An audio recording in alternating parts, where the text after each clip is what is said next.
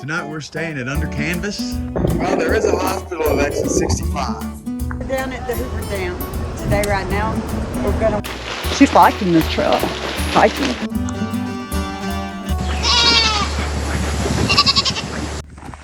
Alright guys, so we're at Tannehill Historical State Park. This is the Old Country Church and it was built in 1905. It was relocated.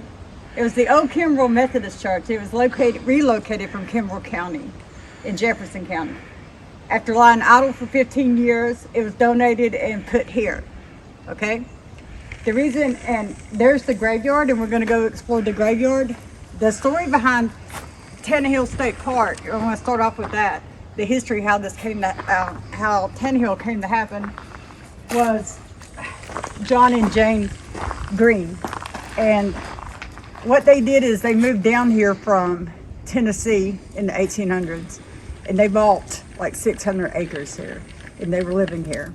They had a plantation running here, they had family here, and they had enslaved people, okay? Now, John died and she chose to stay anyways and keep the plantation running. And she did, and she freed those people that were working with her and they decided to stay and not leave. So they stayed with her until she passed away. And then her son donated all of this land to Tannehill State Park. Pretty cool. So let's go look at the graveyard first. All right. You want to look at the church?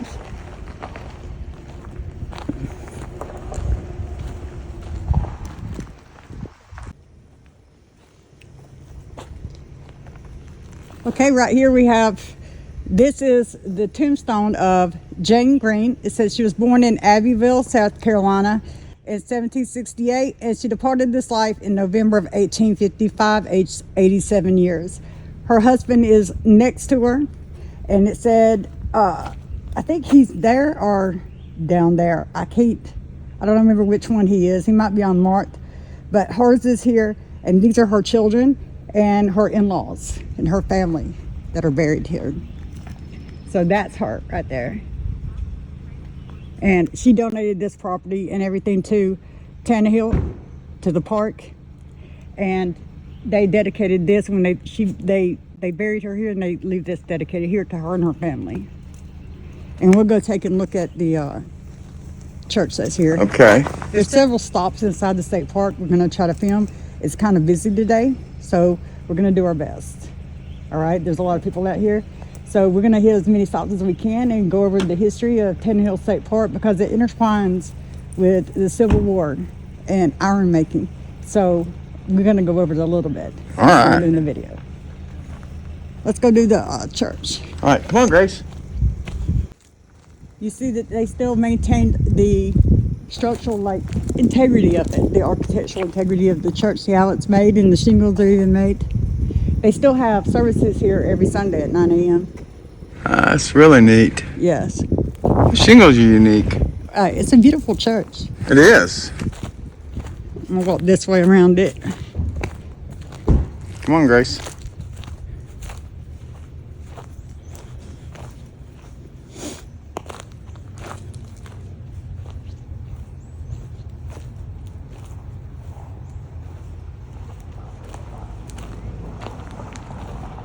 It's got a huge cross face underneath there.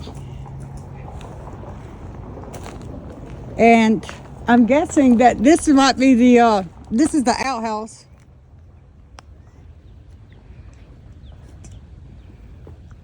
See, they still have an outhouse. Oh, If you yeah. have to go to the bathroom here, you have to go to the outhouse.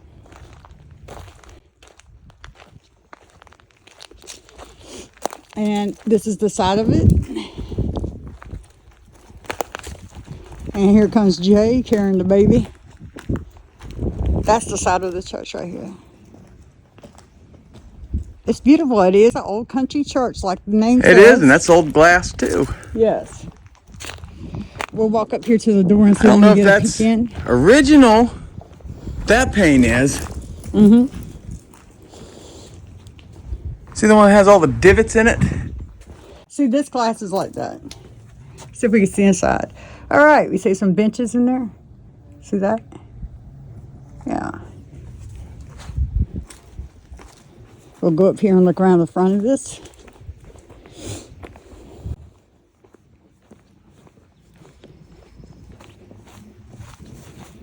And then we'll move on to the next one. And here we can see the front of this and see all the way up to the podium. There we go, to the pulpit. There you go. This is the old country church. I feel natural at an old country church.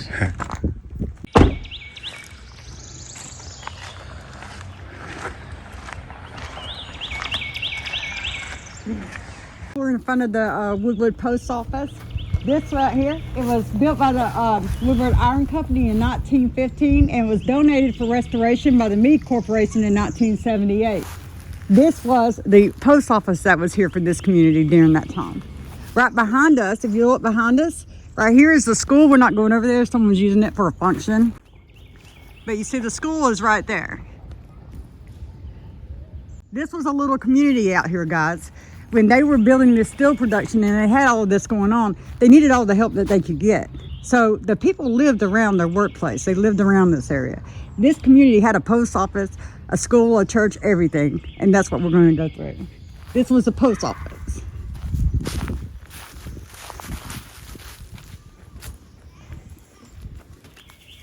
Look at those woods.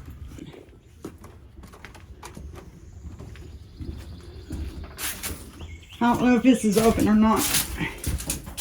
I'm not going to try any more doors, so we'll I'll just look it through here, see if I can see.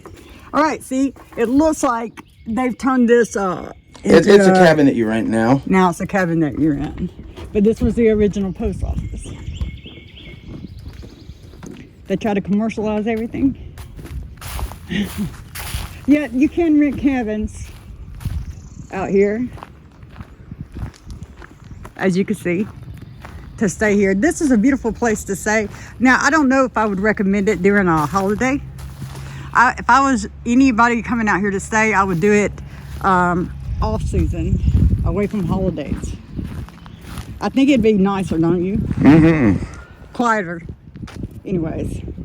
And I don't think anybody's coming out here to stay in the woods just to get, so they can hear noise. Look at this. This is beautiful.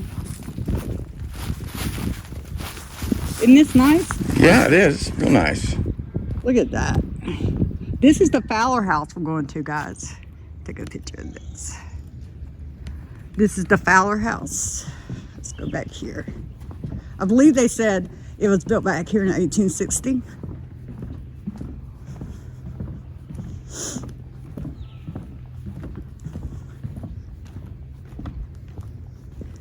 Okay. This is the Fowler house. It was built near Blockton, Alabama. And we covered West Blockton before, so you know what we're talking about. In 1860, by Winston Stewart, a local contractor. Mr. and Mrs. Fowler occupied the house from 1928 until their death. And it was restored and put over here as part of the Learning Center in 1978, next to the school. Isn't that beautiful? Yeah, it is.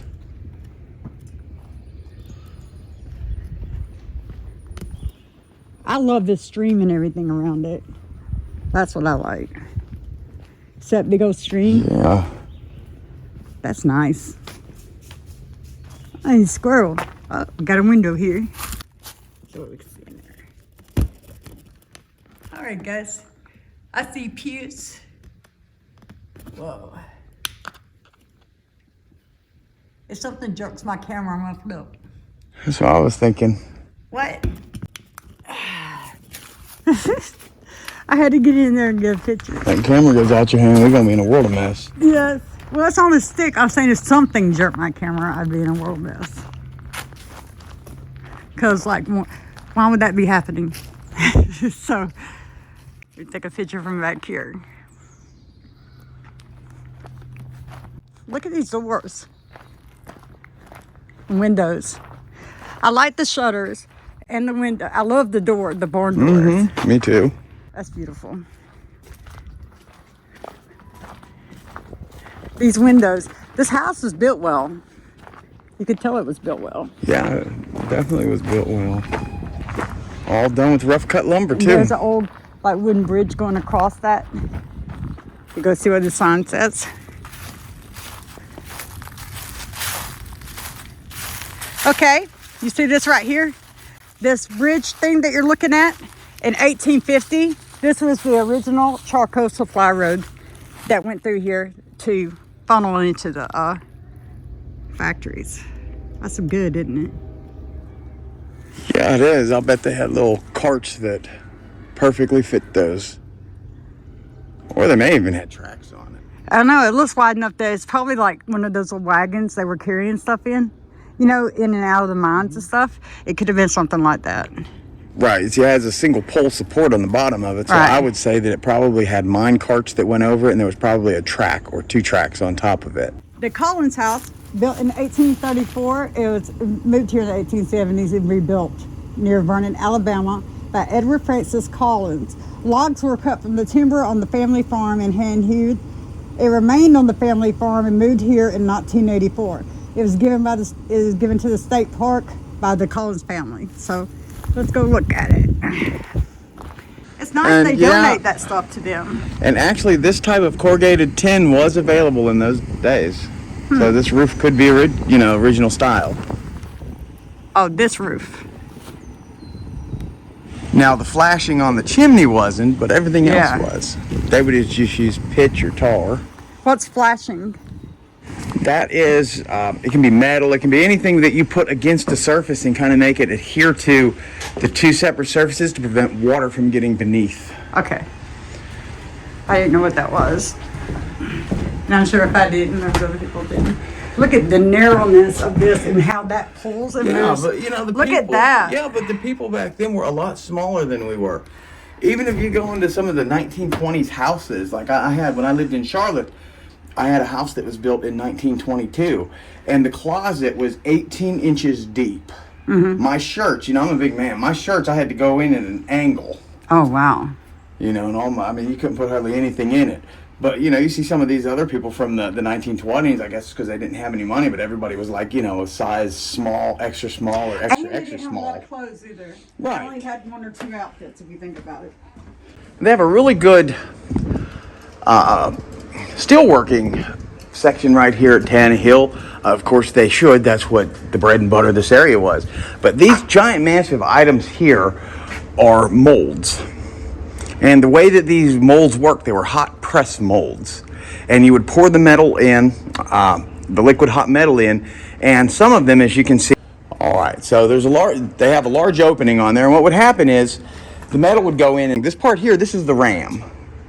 So this piece actually would slide inside of this piece once the hot metal was in there. And just kind of like they do plastic mold injection, the metal would fill around it, and they would let it cool to a certain amount, pull this piece out, and you would have your finished item, just let it cool. Okay. So that was early ironworks in this area. But that's some great stuff. This right here, a lot of folks might be, this is an old mill. And I was looking to see how this mill's actually electric powered. So this is probably early 1900s, around 1905, 1910, because they did have some power in areas. I like to say Alabama was one of the last places to really get some good power, but they had power here, and this was kind of like the foundation of your CNC and Haas machines today. But again, they would just take the metal, put it on there. There were some guards, some tools. This here would actually slide up and down this rail, and you would carve by hand whatever you wanted, like if it was porch spindles. Because a lot of things they didn't cast, a lot of things they still made by hand because casting technology wasn't up to what it is today. There's another mill. I was hoping to find an old Haas mill. Some of the first mills that they had worked off of tractor power or PTO power. And they would have old motors like Oliver or even steam engines in those days that had a giant flywheel on, and you'd put a huge belt. And that's actually what would power everything in your factory. Like instead of just going and flipping a switch, you actually had to change things out. Move the belt, pull this piece of equipment over, and now you can use it. Because most of those engines in those days to give plants power were steadfast in place. And if you come here to Tannehill and you go in the museum, they have something that's really neat. They have a mobile engine, which I didn't even know that they made. But it was a very large engine that you could roll around your factory or your plant. Now, I don't know how well it would work sitting in place stationary, but I imagine the weight of it would have a lot to do with it. If you guys remember last time we was here, you might remember the scenery from Shay's Rebellion. And if you haven't seen that video, I encourage you to go check that out. But I did talk about the 27 Fordson tractor. This is a really cool tractor. I don't know if this was diesel or kerosene. I'm gonna err on the side that this is probably a kerosene tractor, just because of where we are. And that tank. Usually a diesel tank's a little bit thicker than that. I don't know why or what the difference is, but these tractors are really cool. And the neat thing about these older tractors, so today we'll say something's 8 horsepower. And it's really not 8 horsepower. What 1 horsepower truly is, back in the days when they were coming up with how to measure the amount of torque or pressure or power that something could put out, was they would compare it to the average horse. If the average horse could move it by himself, then it was 1 horsepower. So if it said this tractor here was probably no more than 10 horsepower. But this tractor could do more than a 30 horsepower tractor today, because the equivalency was actually taking 10 horses strapped together, and how much work, how much load could that pull? A lot, because they used to pull cannons and everything. Right. So yeah. I mean, if you see some of those major hills they have, this is where, this was part of a delivery system. So those big vats that I showed you there, the holding containers, this giant machine would roll in and it would fill those containers. And then those containers would go to the injection mold areas. Okay. One of the things that they did make here was pipe. Now, if you're fortunate enough to live in an old town like I grew up in, and you may have seen those videos of where we were in Pennsylvania and I was showing you the small town I was in, a neat little thing, and when I was 9 years old back in those days, work laws weren't as they are today, and I actually worked for the water authority in my little town. And when we were digging up the old lines, it was this. Wow. And I would take, the only way I could get them out, because, you know, I'm a 9-year-old kid, I couldn't lift these, and they didn't leave me the keys to any of the equipment, so I'd take a sledgehammer and I would bust them and then load them into carts. The problem with these pipes was, as you can see, they rust on the inside. And that's what kind of makes a lot of people sick today, was we didn't know much about the extra iron intake. Your body needs iron. Don't get me wrong, you need iron in your system. You just don't need to be Iron Man. Right, okay. And it says right here we have That's right, and last time we were here, plantation cotton gin. Let's see. This don't look too steady. no, I don't think I'm going all the way up this, Jennifer. I just don't trust it with my weight.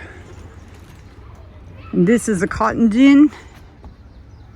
Okay, yeah. There's no way to look in it. I wish they would replace this. I mean, I don't even trust it with her $120 weight, but mine, no. Whew, that looked kind of sketchy. Yeah, yeah. Let's go down here.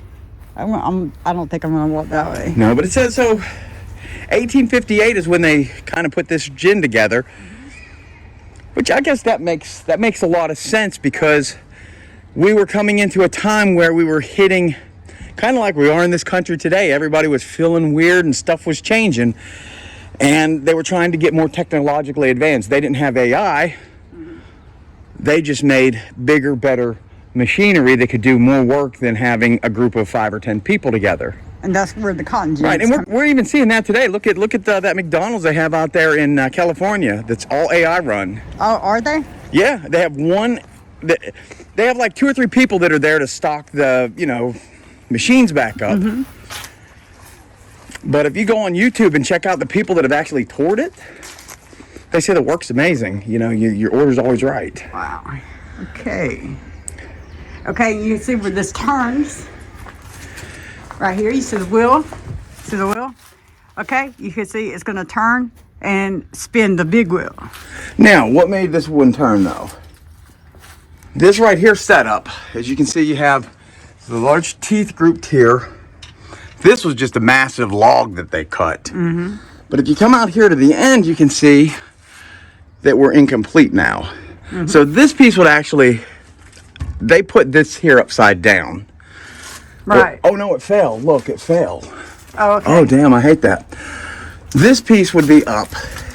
This spindle would go through here, but actually instead of this piece being up with the spindle in it, there would be another spindle attached to it, kind of like underneath your car where you have a union joint that makes sure that the transmission the rear end get the feed from the transmission. So that way you go forward. And that's how this was. And this is probably a water wheel. But this could also, looking at the size of it, I imagine this could be powered by one of those diesel, gas, or steam engines even. Oh, look at the wagon. I love this. I like the wagon. Natural around a wagon. I like that. What really changed the cotton industry in the South was when Eli Whitney, and if you don't know who Eli Whitney is, maybe we'll do something on him later. But he's essentially the guy that went out and looked at the need for how we could process cotton, and he came up with a machine, the cotton gin. He created the very first cotton gin, and this is just a giant, massive one of those. Wow. But the cotton gin, the original cotton gin, could actually be taken into the field and used, and what it would do is it would pluck the cotton, pop the seeds out, save the seeds for next year's crop, pull the husk of the cotton off, move it to the side, and then you have just this little ball of cotton that comes over. So it would take it, fully clean it. And that's what, when we had indentured servants and other people doing that, that's what they would do in the field. That's why their hands were in such bad shape. Because if you may not think this because cotton's so soft. Oh, I picked it. It's very, very prickly. It tore my hands up. It made my hands bloody and sore and swollen. And that's just after a couple of days of it. So I can't imagine that torment. I can imagine. So the cotton gin was something that was needed. So right. That's why I say this was the AI of the time. It took a job that would take a group of 20 guys a week to produce. And now you're producing that in a day. That's what I'm saying. And it saved a lot of people's lives, I'm guessing. Here, come here. Stand inside that pipe.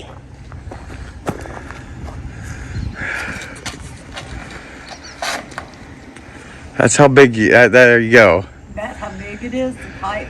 Yes. I'll pipe it to 4. Yeah, that pipe's at least, from the ground up to the top of that pipe, is at least 41 inches. See, I'm 5'4". I'm just kidding. I'm just picking. It's about 5 foot. Okay, we're at the section of the Pioneer Farm buildings that's here at Tannehill State Park, circa 1870s. And right here behind me, we have the smithy. They have the gear house, the smokehouse, the corn crib, and the double pole barn on this little section right here, and that's what we're going to go over. So let's go over here and look at the Tannehill smithy. This is the forge, the blacksmithing area with the blacksmith woodwork. And we showed you some of these in past videos where you could see right, when we was out at Homestead Hollow. Right. We had that blacksmith out there this couple years.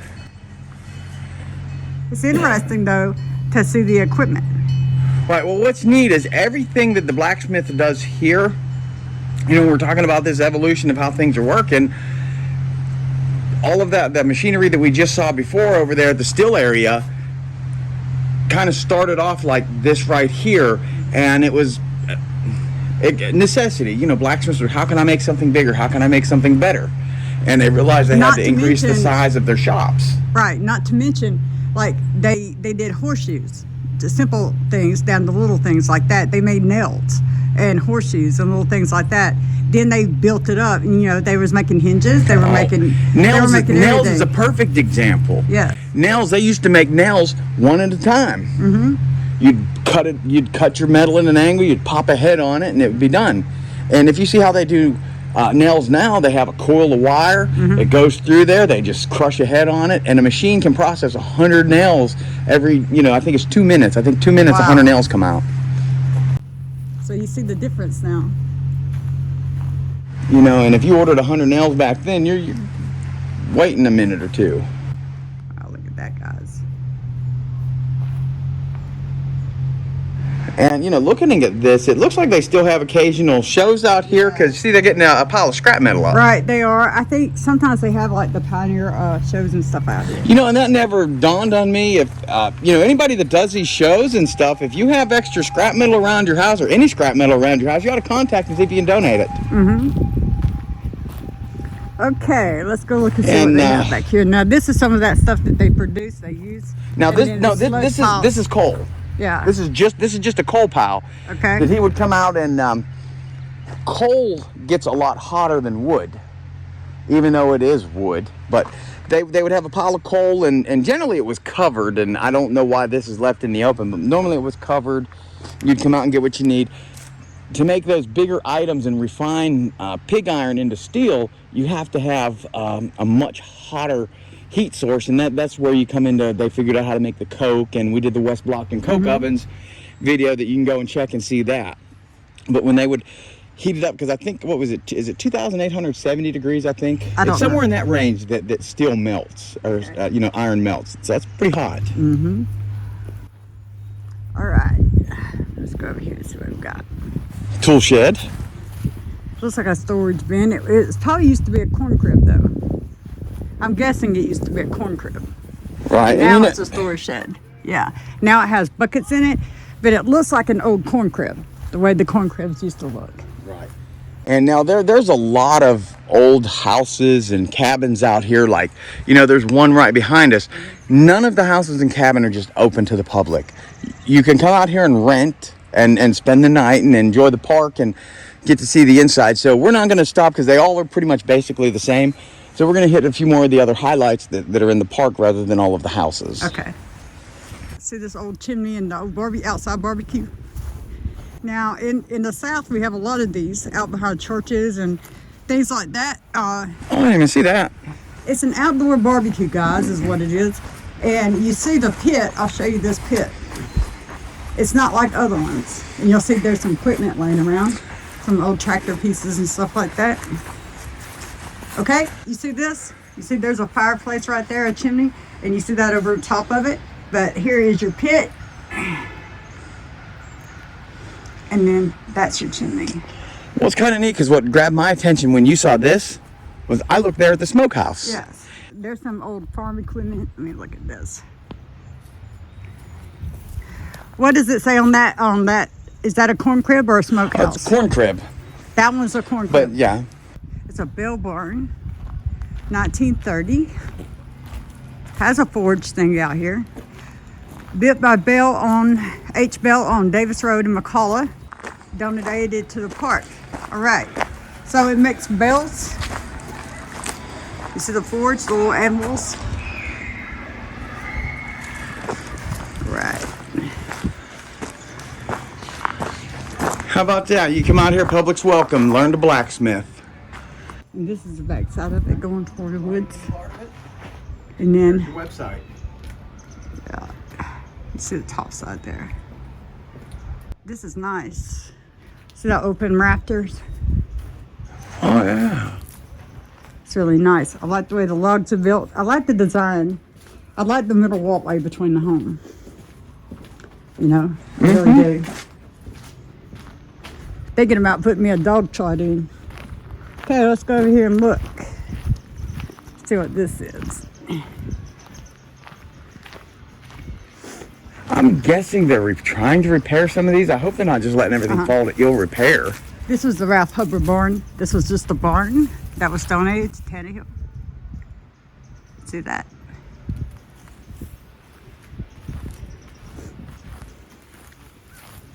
And the last time that we were here, we covered, that's where they kept some of the melting pots and stuff like that, the molds.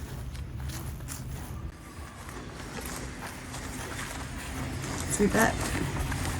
And then you have a ladder going up there. Like I said last time, I'm not brave enough to go. Right, well, I'll put the other one up beside this. But this right here, with my hand across the top of it, this is the same thing as that big giant pot we had over there to pour. Oh, okay. All right. This is the foundry over here. And the reason those are lined with concrete is concrete won't melt. Oh, okay. No matter how hot it gets. No matter how hot it gets. Okay, this is your foundry.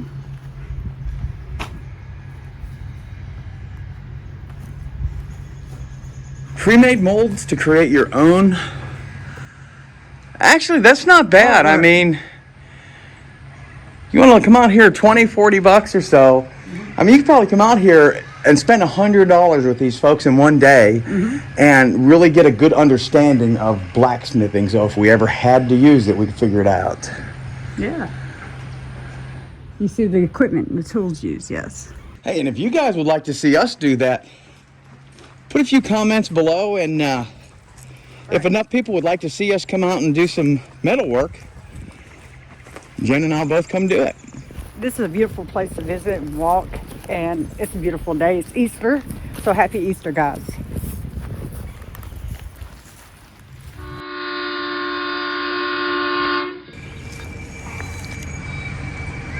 We're at the Jules Nail House.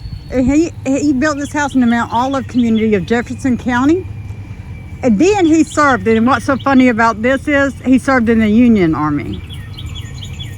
No, you don't even, I saw that look on your face. That look on your face right now tells me everything I need to know, because I had the same confusion. He served in the Union side, but he donated his home. There's bees, Gracie. He donated his home to Tannehill, though, to be here. And what did they do, though? This park supported the Confederate side. So yeah, your confusion is apt. It is true, but he did fight. See, he lived in this house until the 1880s, except for a period of service with the Union Army during the war. Well, you know, there were a lot of folks, just like today. The country was actually split back then. Yeah. And there were a lot of people from the South that had the northern favoritism. And that's just funny, though. Yeah. I mean, you wouldn't think that, right? You would not think that at all. That a man that served, that lived in the South would donate his, that served, you wouldn't think that a man that served the Union side would donate his home to a place that supported the Confederate. It's just a little odd. Well, come on, Grace. Here he is wrestling Gracie. Come on, little girl. I said I was going to let you get out, but you got to come down here and stay with me. She's in her little yellow Easter outfit, guys. See that? She's on her leash. We're trying to film with her and let her exercise. And guys, hey, if you have a Dachshund, cat clothes work best. They meet the size of their back. Here, come on, Grace. Let's go. And see, this backside was built up with railroad ties. I like how this is built. See the slant on the roof and how that comes down as that, yes, that grade? That's nice. You see the railroad ties right here running behind it? I'm not going to go back there because you see that's wet. Oh, yes. Okay? I think we would get flooded back there. And I want y'all to look, guys. See, this is Easter at Tannehill. I want you to look at this. At the people, let me zoom in on there. And we're just at a little section that's not even really that crowded. Happy Easter from Paracryptic Exploration. And I hope you have a blessed rest of your year from Tannehill State Park.